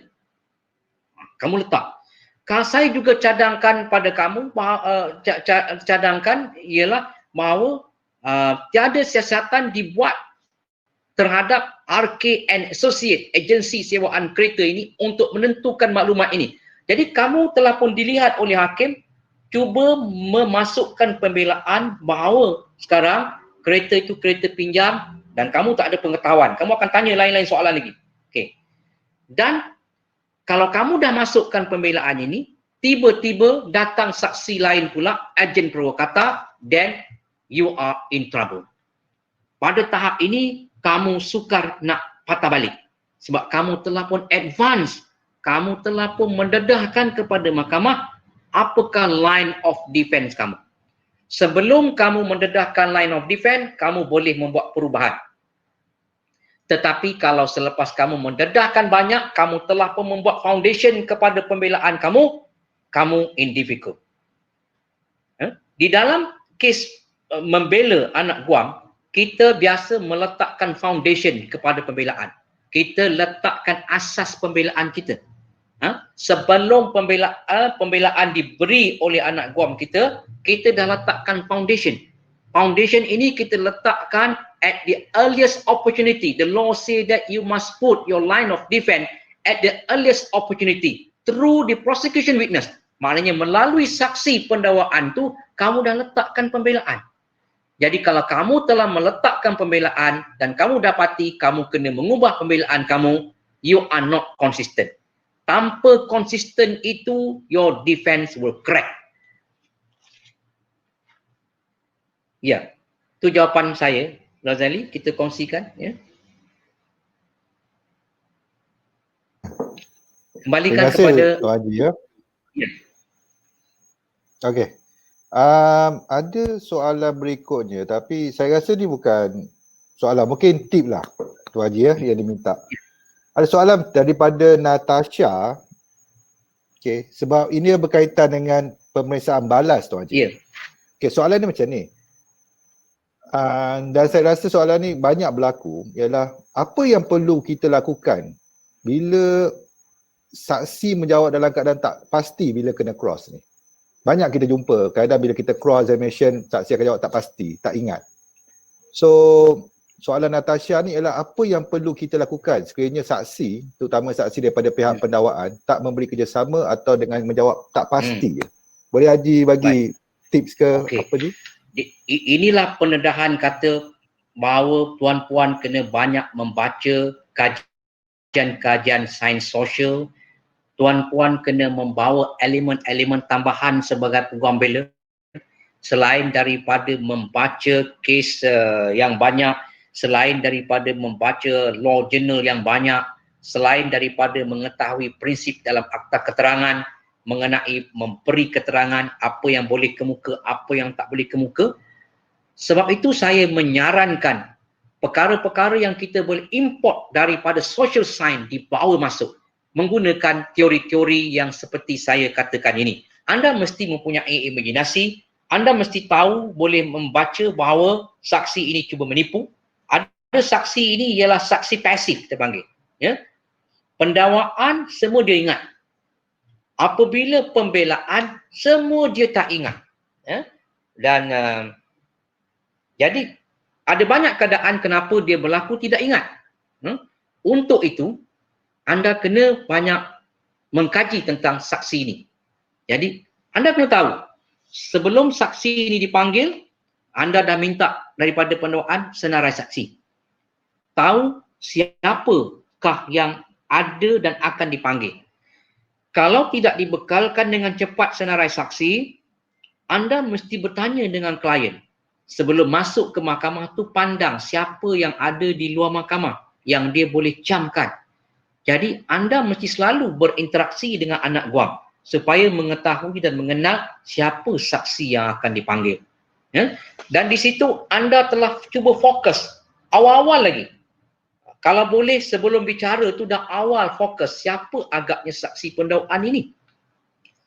Dan saksi-saksi ini bagaimana keadaan kalau dia menjadi saksi yang pasif. Bermaksud semua tak tahu. Kalau tak tahu untuk semua, mungkin pendakwaan akan berhentikan dia cepat. Sebab tidak menguntungkan pendakwaan. Tetapi pendakwaan semua dia nampak. Tetapi apabila pembelaan tanya, dia tidak ingat. Anda mesti mempunyai keupayaan untuk menguji saksi ini. Uji tahap kebolehan dia berfikir. Uji tahap dia ni boleh ingat ataupun tidak boleh ingat. Anda kena membuat soalan analogi. Tetapi anda mesti berada di dalam latitude accepted. Anda mesti berada di dalam zon selesa dan zon diterima oleh hakim. Anda mesti menunjukkan kebolehan bahawa anda tidak melengahkan masa mahkamah. Anda bukan bertanya annoying, sengaja untuk menjejaskan saksi. Tetapi anda ingin menguji saksi ini, keboleh ingatan dia. Ataupun dia ini menjadi saksi pasif yang tidak berguna walau untuk pendakwaan. Jadi anda mesti memajukan soalan kalau anda tidak dapat mendapat jawapan ataupun keterangan yang baik daripada saksi pasif ini, anda mesti cuba untuk membunuh saksi ini. I.e. membunuh, itu bukan membunuh saksi, tetapi membunuh keterangan saksi ini supaya dapat digunakan oleh pendakwaan. Because saksi ini very unfair witness. Dia memberi keterangan untuk pendakwaan, tetapi dia tidak bekerjasama kepada pembelaan. Dia tidak memberi keterangan yang baik. Jadi ada yang pasif. Kalau lebih tinggi daripada pasif, dia cuba menipu. Saksi yang menipu, anda mesti menjalankan proceeding impeachment. Cuba mencabar credibility saksi.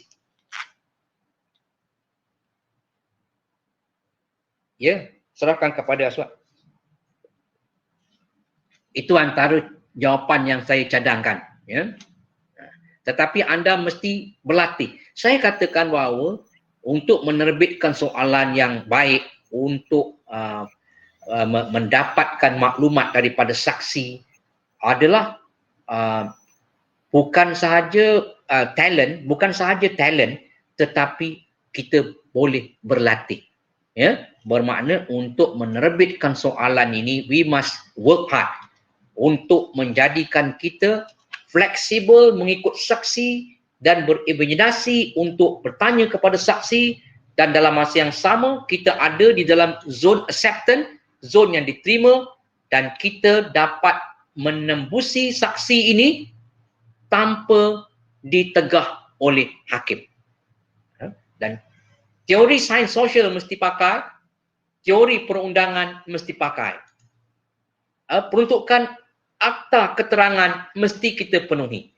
Kita mesti tampil sebagai seorang yang boleh menundukkan saksi dengan soalan kita. Sila, Cik Aswad. Okey, terima kasih Tuan Haji. Saya rasa sebab memandangkan masa dah mencuburi kita, dah hampir 2 jam kita berkumandang secara langsung, mungkin soalan-soalan lain tak dapat nak diutarakan kepada Tuan Haji.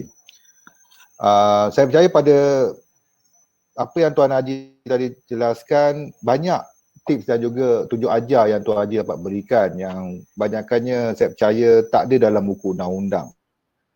Ya. Dan sebelum saya menutup acara ini ya, video ini boleh dilihat semula di dalam Facebook page Johor Bahru pada mana-mana tuan-tuan dan puan-puan yang ingin melihat semula video ini. Dan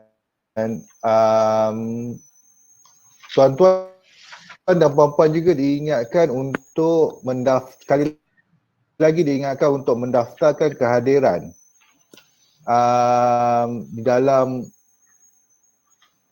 dalam link yang terpapar di bawah video ini bagi menuntut CPD yang diperuntukkan, itu sebanyak 2 CPD ya.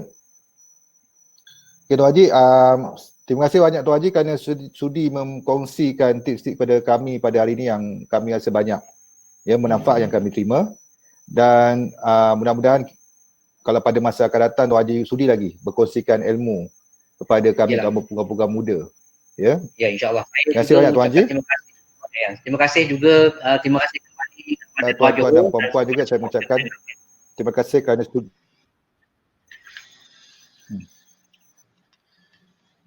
Terima kasih tuan-tuan dan puan-puan sudi menonton sesi siaran langsung pada ini. Saya sudahi sesi ini dan mengucapkan ribuan terima kasih dan salam sejahtera. Terima kasih. Assalamualaikum.